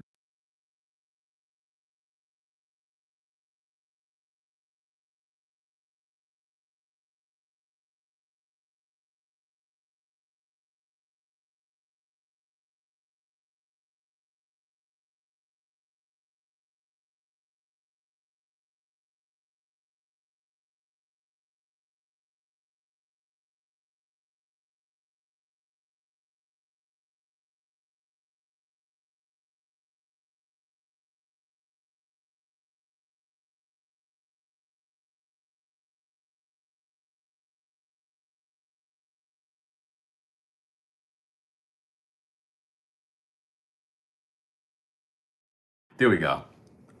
Can you hear me? Can you hear me now? There we go. Here we go. Testing. 1, 2, 3. We'll give you people a moment. You can hear me? Perfect. The battery died on this, y'all. See, this is why I was ending the live, but then y'all told me about this story. Okay, let me start over. All right. Let me start over. Which is fine, Angela. I just started reading the article. So Marvin Sapp, I had heard about this Marvin Sapp story, but I didn't think that it was literal. So according to The Root, they said Marvin Sapp traps his flock inside his church until they donate $40,000 and the internet drags him to hell over it. Look, wait. Wait a minute. Marvin Sapp's name is trending all over social media, but it's not for a new gospel hit. In fact, it's for a recent fundraising plea that got some in the church community and on the internet heated. In a now viral clip, the never would have made it singer can be seen talking to a crowd of at least 1,000 churchgoers in Baltimore and admonishing them to all sow a seed to their church. While that's standard procedure for any house of worship, where things went off is when Sapp ordered the ushers to literally close the doors of the church and to essentially not let anybody leave until they gave their money. Hold on, I gotta see this viral clip, y'all. Please hold. Hold on. Where's the volume on this thing?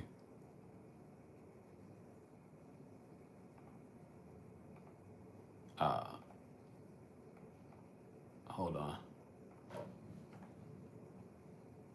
It's involved.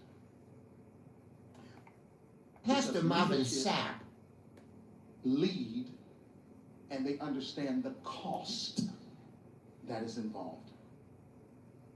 There's 1,000 of you. I said close them doors. Ushers, close the doors. Close the doors. Close the doors. We all gonna leave. You just the other church guy behind him. I'm guessing one of the reverends is like this. He's like in shock. He's like, close the doors. Y'all ain't going no place but to the restaurant. There's 1,000 of you tonight, and those that are watching, it's 1,000 that's watching online. This is a small seed. If I get 1,000 online to give this, if I get 1,000 in the sanctuary to give this, that's $40,000 tonight. I'm challenging each of you all down here to give a $20 seed. Actually, $20 is a lot of money. $20, believe it or not, when my late wife, Melinda P. Sapp, was alive, was a good date. I could take her to the movies, buy a box of popcorn, get 1 soda, 2 straws. I wasn't cheap, that's swag. I was looking in her eyes, she's looking in mine. Can't do that no more. Now, everyone up here, we've all sold and seeded, but I need everyone standing up here with us, with me, to plant a seed of $100. Because again, now he's telling the people behind him, I guess, part of the church, to give $100. It costs to sit up here. I got you. Let's see. So put your 20 away, preachers. That 20 wasn't for you. And this is what I need you to do. If you're giving electronically, or even if you're giving tangibly, I'm going to have y'all come to the altar and give it, because I need to see 1,000 people moving. Bring them baskets. I want the baskets up here. I want to see the folk. Y'all start moving. Y'all can bring it right now. Come. Even if you're giving tangibly, just put your hand on take your phone and stick it on the bucket.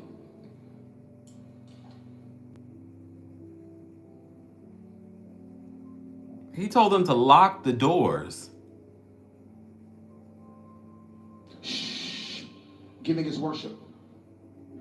Giving is worship. Giving is worship. Giving is worship.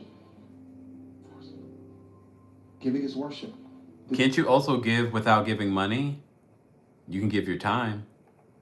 The time to talk. 1,000 people need to give $20. 1,000 people need to give $20. 1,000 people. Does he know how much eggs are?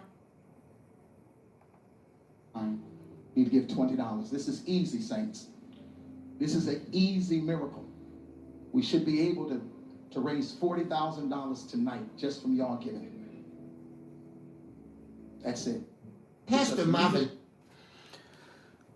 Common Sense, thank you so much for the generous super chat. It's insensitive when people, it's insensitive when women are so rude regarding sweet tea, trying to conceive a baby. They can like quad without being mean to tea.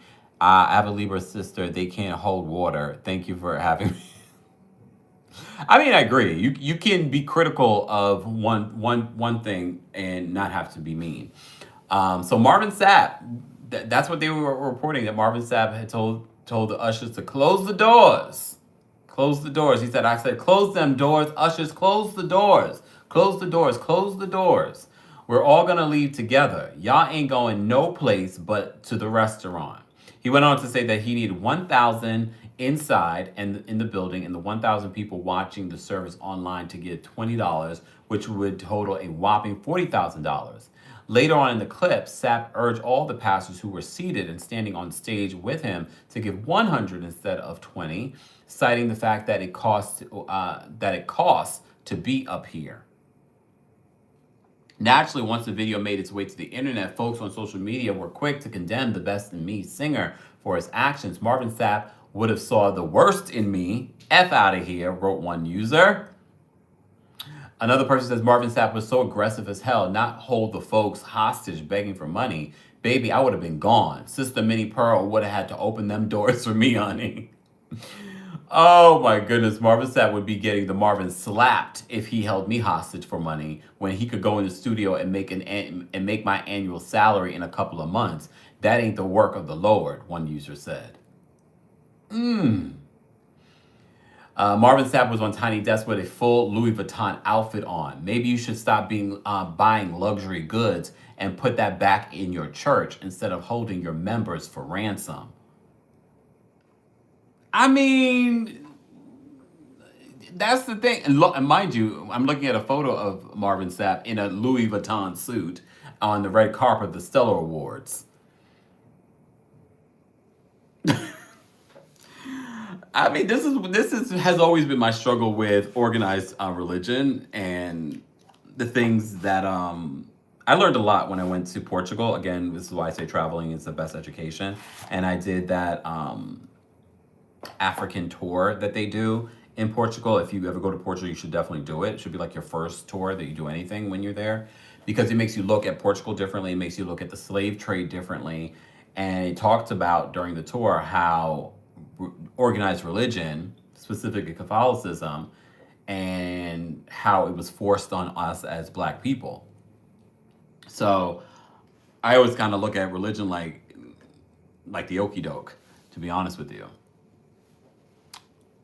Theo said that's why I'm spiritual, not religious. But that's some nasty work that he was forcing. If he did not tell them to close the doors, I'm sure if someone wanted to leave, they could have left. But he's lucky he doesn't face charges. Telling them to close the doors. I'm sure in his head he thought he was just being dramatic. But, sir, and also especially in this time when there are people that probably don't have it, but probably felt shamed into giving. You never want to shame people into giving. You never want to force people into giving. If you feel like that's what you need to do, then you need to work on your orator skills. But that's me. All right, y'all. Thank you all for being here. If you haven't liked the video already, be sure to like the video. Let's get to 700 likes. Thank you guys so much for all of the super chats. We had a total of almost $90. Should I give this to Marvin Sapp in the church? Well, I don't get the full 90, unfortunately. I only get a percentage of that, so I'll give my tithe to a better church. All right. Thank you to our mods. Mama Ellie was keeping the timestamp, so I'll be posting that a little bit later on. Well, after this live. And if you haven't already, be sure to like the video if you're watching the replay. Okay. Sam says, I rebuke in the name of Jesus. It's okay, Jazz Life. We'll see you in the replay. I would have played Set Me Free. We're going to go out on Set Me Free. Hold on.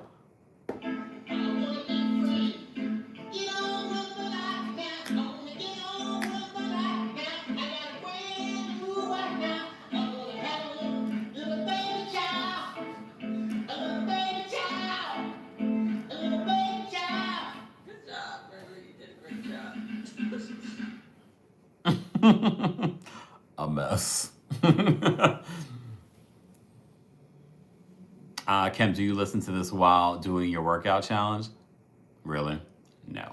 I want to hear it when I come here. Brooke Roulette, I can't with you. Sorry. Sorry. All right. Apologies in advance for the replay crew that I played this. As soon as Married to Medicine is over, it will be removed from my soundboard. Okay? But this will not be. Shout out to Garcelle. That won't be. That will stay there. Okay?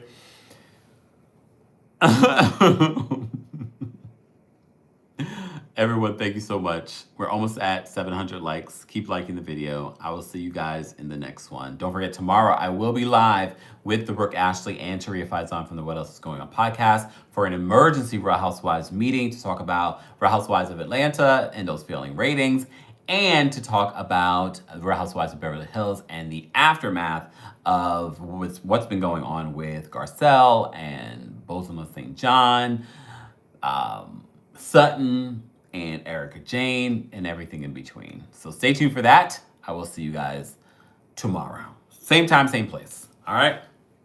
Bye, y'all. Guyana's in the building. We're almost at 700 likes. I don't want to go until we get to 700 likes. Come on, like the video, like the video, like the video, like the video. Or I'm going to play that song again. We're almost there. Almost there. Almost there. Mrs. Key says, play the song. No. Thank you so much for all the likes. Damn near had to sell my look. Oh yes, close the door so I can get 700 likes. We did though. Close the doors. Lord. All right. Angela says, please don't hit the like since we can play it. Nope. Bye, y'all. Marvin. Kempire's moving on Marvin.